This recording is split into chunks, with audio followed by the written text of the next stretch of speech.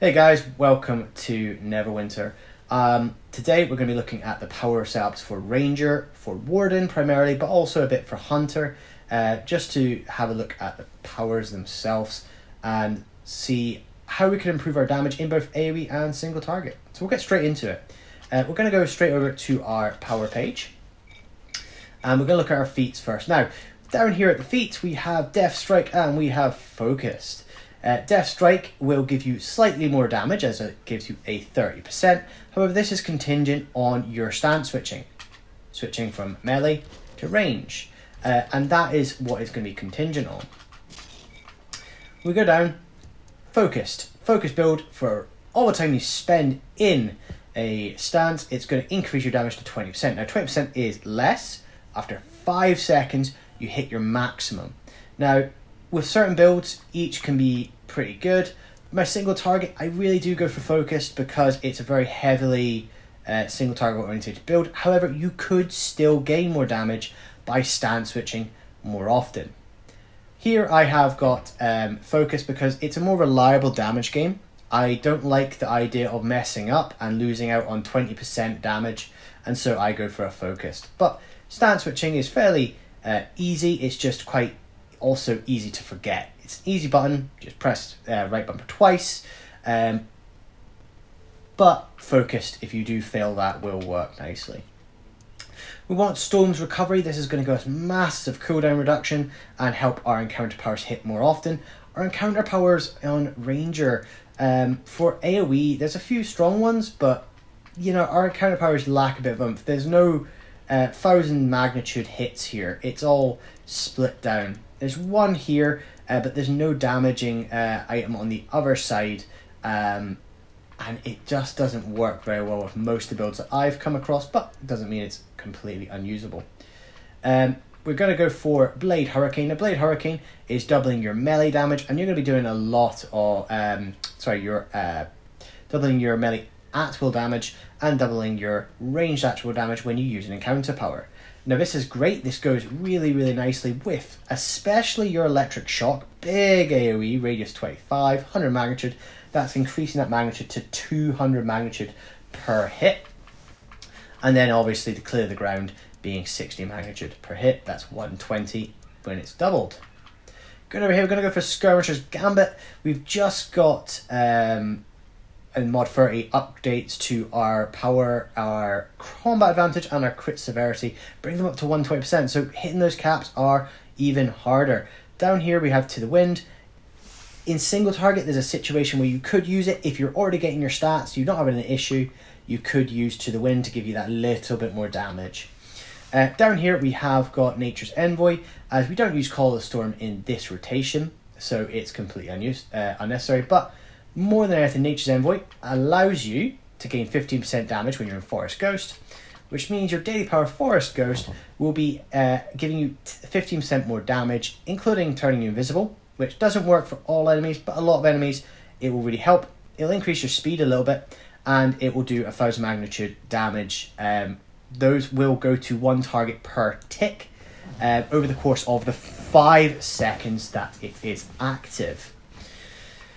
Now that Forest Ghost pairs really, really well with, over here, Tactician's Precision. Cooldowns are reduced by 5 seconds. That's really nice.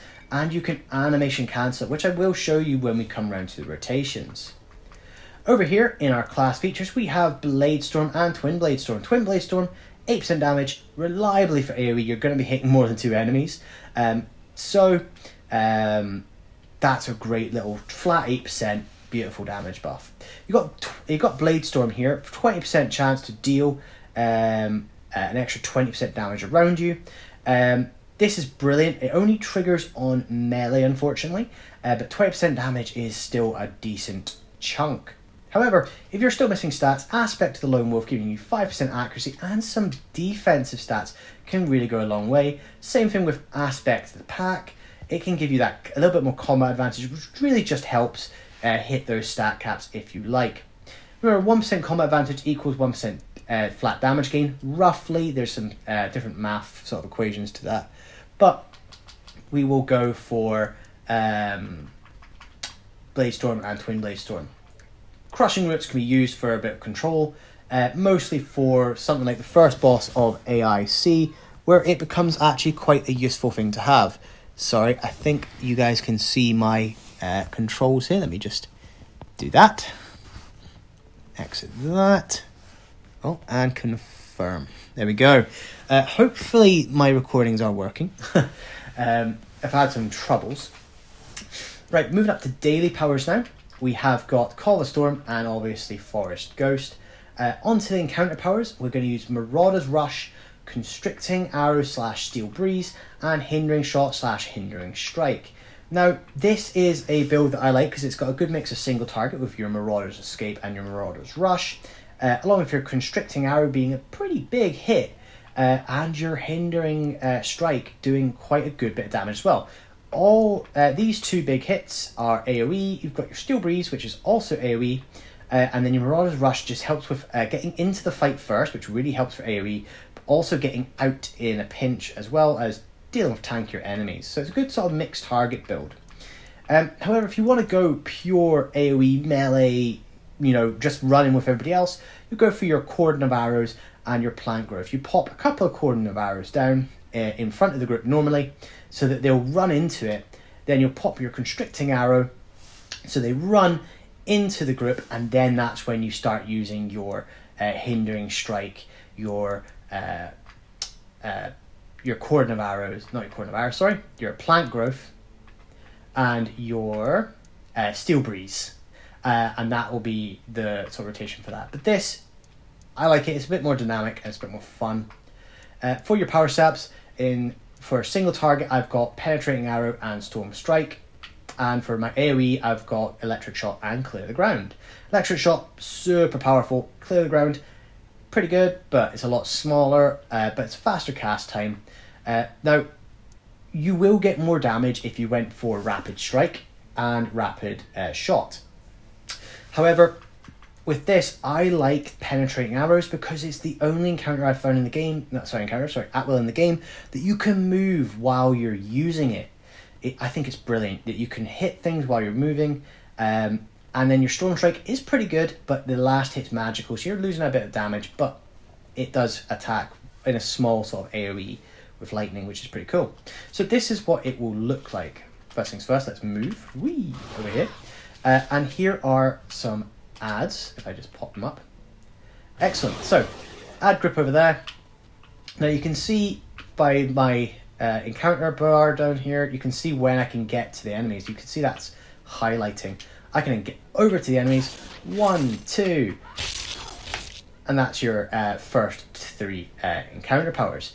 Now you can do your at-wills, and if you want to, let me go back over here, you can Mirage Rush in, 1, 2, back out you go, and then pop your Constricting Arrow and a few of your at-wills, pop a Hindering Strike. That's going to reduce your cooldowns as well by a few seconds, and then that's going to be, this damage here is going to be doing your 200 magnitude per hit, which is the equivalent of that middle encounter power. So it's really not that bad at all. Now, how this will work with Tactician's Precision is animation cancel. When I press my Forest Ghost, I'm going to wait just a second, and then I'm going to dash. Boom, like that. Nice and simple. Now, if you look, it's consumed 50 action points. However, it's triggered the bonus back here. Tactician's Precision gives me that 5-second reduction on my cooldown. Once every 15 seconds, that's most sort of ad groups that will work for. So let's see what it looks like in combat. And 1, 2, Tacticians. You see that comes back nice and quickly there. Boom, I can drop my mount power, and that's the Cavalry's Haste. And you can see that does a good bit of damage. Hopefully the tank will be taking aggro, and you can go back to your your Electric Shot with your encounter powers from range, like your Constricting Arrow that hits really hard. And so that's your AoE build for your Warden Ranger. Obviously you can use other powers. You can switch out for your Cordon of Arrows and your Plant Growth, doing that a little bit more AoE, a little bit less single target orientated. But now what we're going to do is we're going to go on to the single target build. Now, I actually just, most of the time, literally just press the Y button and switch the powers around. However, this is not optimum because you want Storm's Conduit. So I'm going to switch the build over here. There we go. And now we have got, there we go. And now we have got our build here. Now, I've gone for focused, as I said. I don't personally like stance switching because it's not as reliable as it could be. Your Storm's Recovery, obviously for the cooldowns. Storm's Conduit, your lightning hits from clear the ground, electric shot, split the sky, call the storm, steel hurricane, and third hit of Storm Strike. Apply Storm's Conduit, increasing your damage by 10%. So lots of lightning powers, increasing your damage, and obviously your crit severity from Skirmisher's Gambit, and your Nature's Envoy. Over here, Blade Storm, not reliably hitting Twin Blade Storm, unless you're in a boss with lots of adds, then it's a bit more reliable. But Blade Storm, and over here, Skirmisher's Vengeance, Seeker's Vengeance, giving you 10% more damage from behind. This is for bosses, really, where you can easily get that AoE. It's not AoE, sorry, that flanking. Over here, you've got Aspect of the Pack and Aspect of the Wolf. If needed, they are perfectly viable. Now, over here, powers. Forest Ghost, it's the only encounter power I really use unless I'm in a really heavy AoE situation. I do have Snipe equipped. Very rarely will I use it because I animation cancel so much. If I empty my daily power, I don't get access to that. I have to have more than half my action points to utilize the animation cancel. So I actually lose damage overall having this. In fact, I don't know why I'm running it. I usually do that with most of my fights. Cool, on to the powers. Over here at X, I've got Thorn Ward, Thorn Strike. Y, I've got Split the Sky, Throw Caution, and Hindering Strike, Hindering Shot for my B. Now, interestingly enough here, I actually use these in a weird order. I go X for Thorn Ward, Y for Split the Sky. I then go Y again in melee stance for Throw Caution, and then I go Thorn Strike, and then I go for the Hindering Strike. Now, the reason why I do it this way is it's just what's more comfortable. Now, why this doesn't quite make sense is because Thorn Strike does more damage overall when it's used at the end of the rotation, but not a massive amount more, and I just like the way this gameplay works. And then your at-wills are the same to at-wills, your Electric Shock clear the ground, and your Penetrating Arrow, and your Storm Strike. So what we're going to do is we're going to have a little look at the boss and look at how the basic rotation will work. Let me get some combat advantage here. And so we have our enemies. We've got ourselves in our range stance, and we are going to do 2. So we're going to go 1, and we're going to go 2, and then we're going to go 1, 2, 3, and then at wills until you get that encounter back. 1, 2, 3. Switch stance, Hindering Shot, and you've got your big AoE range powers to do your damage over time. Now, what makes these these so good is that they increase damage. The first one increases damage. The second one is just a big damage over time. And this is where my focus build comes in, because I ideally don't want to be switching stances. I'll do 6 encounter powers, and then I'll switch stance, Hindering Shot to get my cooldown, and then I'll be back into my rotation, just like that. Now, for the artifact call, I am going to be doing a slightly different rotation, and it's going to involve my animation cancelling. So what I'll do is I'll press X, I'll press Y, I'll do my artifact, and I'll go X, Y, X, B, and then I can use my daily, bring that back, and then I could use my mount, bring it back again, and that's with the Cavalry's Haste. And that's actually 9 melee encounter powers, 2 ranged encounter powers in one artifact call. Now, you can, when you're just doing your regular rotation, go and animation cancel, giving you your encounters back sooner, and then you gotta wait 15 more seconds. So you gotta make sure that you've got it ready for your artifact call. That's where you're gonna gain most of your damage in this game, is in artifact calls. when you get those big bursts. However, when you're in sort of like lower level content where people aren't calling artifacts, people are just dropping them when they drop them, you want to sort of have this really tight-knit rotation for when you need it. I'm going to wait 8 seconds and I'm going to go into my rotation. Wait for my big dude's hand to finish up, and that's for the purpose of my Cavalry's Haste for that 4-second cooldown. Alright, here we go. So, range 1, range 2,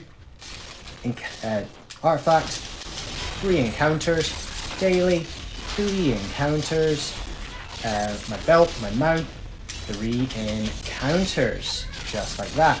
And that was all within 10 seconds. Nice and easy, nice and quick. It takes a bit of time, you have to learn the rotation, but it's overall not too bad. It's quite an easy rotation to learn. It's not overly complex once you get the hang of it. It doesn't change all that much. A few more things about powers before we finish up on the Warden. What you're doing here is you're applying Thorn Ward. So that's 1,200 magnitude damage for a single target. That's quite a lot over the course of 10 seconds. And your damage is increased by 10%, which is really, really nice. And this refreshes. So actually this buff will stay on for basically the full duration of Thorn Ward all the way through to its cooldown. So that buff is always there. Split the Sky is doing you a big chunk of magnitude damage. It's doing close to it's doing 1,000 magnitude. Sorry, no, what's that? Sorry, bad at maths today. Wow. It's doing 1,100 magnitude, 1,125 magnitude damage. Sorry, the maths is really bad today. Lightning, and that's obviously proccing this, which is giving us the 10%. On top of that, your Throw Caution at your start of your rotation is doing another 10%. That's then followed up by Thorn Strike and then Hindering Strike, which is doing your strong grasping roots, but more than anything, it's doing a nice little AoE as well, which gives you a bit of AoE damage. Now, you can use Marauder's Rush and Marauder's Escape. I've seen it used. It can put out a little bit more damage, but it really throws off the rotation because you are moving away from the boss when you use Marauder's Rush, which makes it harder to stay in your focus build, and then it's more of a stand switch build. Anyway, this is the power step that I would recommend, because this is just sort of what I use, what I found to do the most damage and be super, super reliable in all your boss fights. Just that. Excellent. So, what we're going to do is I'm going to finish up with the Warden for now, and we're going to go on to the Hunter in a different video. Hope you guys liked it, and I will catch you guys in a little bit. Goodbye for now.